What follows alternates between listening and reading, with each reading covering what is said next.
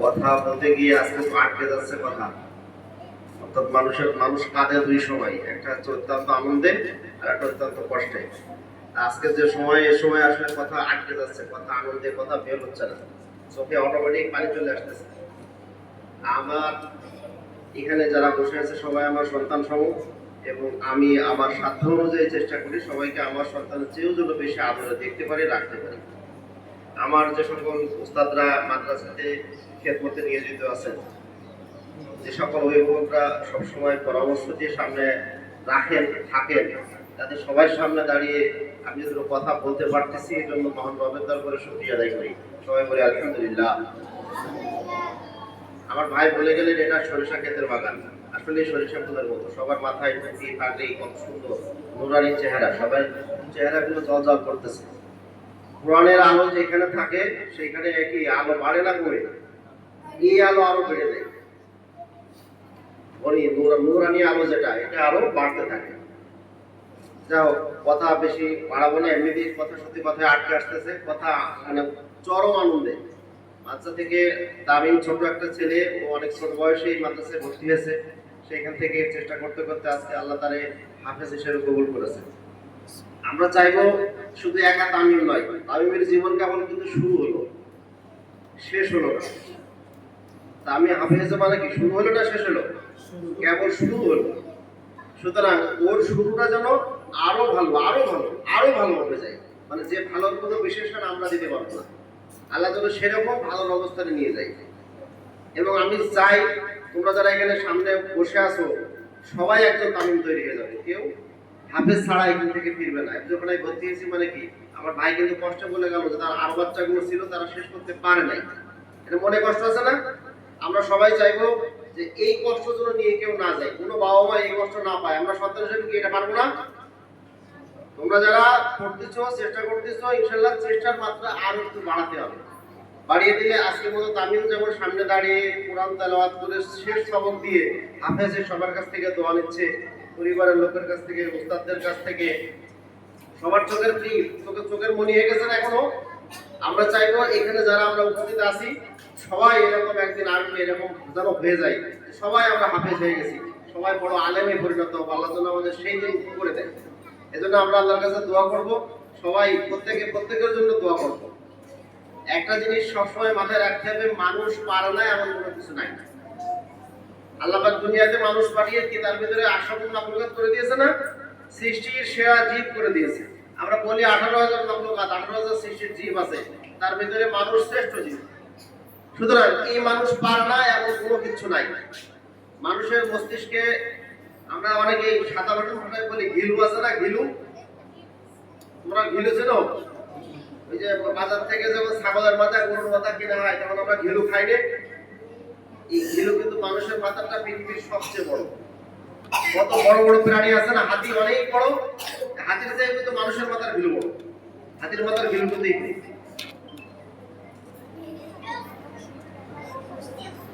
হাতির থেকেও মানুষের মাথার ঘিলু কি বড় না?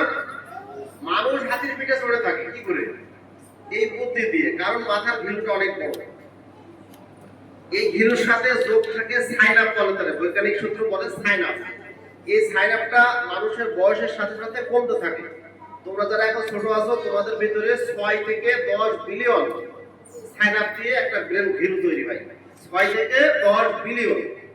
আমরা যারা বয়স বাড়তেছে, যেমন আমার বয়স 40 পার করে চলে গেছে, 45-50 হতে জন্য আমার সাইনাপ কিন্তু এখন কমতেছে। আমার এখন 2 বিলিয়নও নাই, 2 বিলিয়নেরও কম।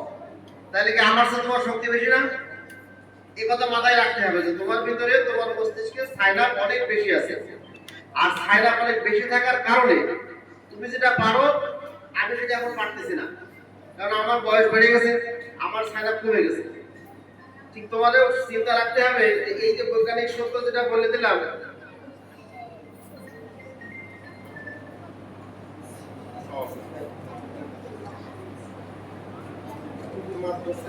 বাচ্চারা শেষ হলো সেখানে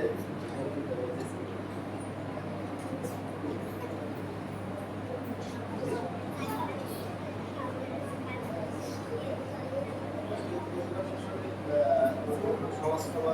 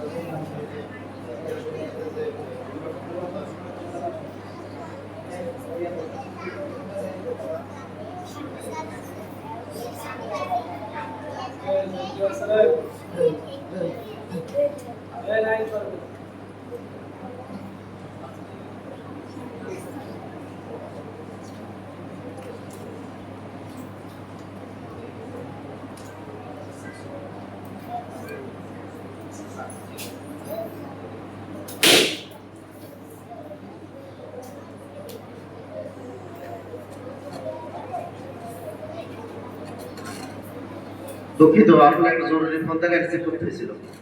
তো এই জন্য তোমাদের উদ্দেশ্যে বলা যে মস্তিষ্কে রাখতে হবে যে তোমার ব্রেন অনেক বড়, তোমার ক্ষমতা অনেক বড়। তুমি যেটা 30 ফোঁটা ক্রসে মুখস্থ করতে পারো সহজে, আমিও পারবো। মানুষ পারবে না এমন কোনো শব্দ নেই, আমিও পারবো। কিন্তু যেই চেষ্টায় তুমি পারবা, যত অল্প সময়ে তুমি পারবা, আমি অত অল্প সময়ে পারবো। আমার সময়টা অনেক বেশি লেগে যাবে। তাহলে তোমাকে চেষ্টা করতে হবে না? এই যে মস্তিষ্কে যে সাইনাপ জমা আছে, এই সাইনাপের কারণে তোমার মুখস্থ করার ক্ষমতা, তোমার চলার ক্ষমতা, তোমার দৌড়াদৌড়ির ক্ষমতা, সব ক্ষমতাই আল্লাহ পাক তোমার বেশি দিয়েছে। ছোট মানুষরা সবসময় এগুলো বেশি পেয়ে থাকে।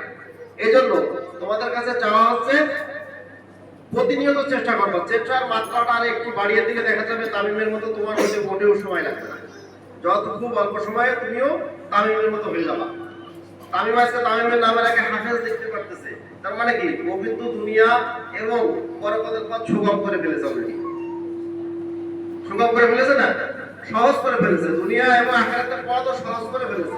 আমরা যদি প্রত্যেকের এরকম নামের আগে হাফেজ, আলেম, মুফতি, মুহাদ্দিস লিখতে পারি, তার মানে কি এটা দুনিয়াতে যেমন সম্মানিত হব, পরকালে গিয়ে আল্লাহ পাকের কাছে ওই রকম সম্মানিত হব ইনশাআল্লাহ। হব না আমরা? তাহলে আমাদের মাথায় কিন্তু সেই চিন্তাটা রাখতে হবে যে আজকে তামিম হাফেজ হয়েছে, আমারও কালকে হাফেজ হতে হবে। আমি যেন কোথাও রকম পিছপা না হই। আর মস্তিষ্কের গঠন সম্পর্কে তো তোমাদের বললামই, তোমার শক্তি অনেক বেশি, অনেক বেশি। এই শক্তির কারণে আল্লাহ তাআলা তোমার গ্রহণ করে। আমি দোয়া করি আমাদের সবার জন্য, তোমরাও দোয়া করবা।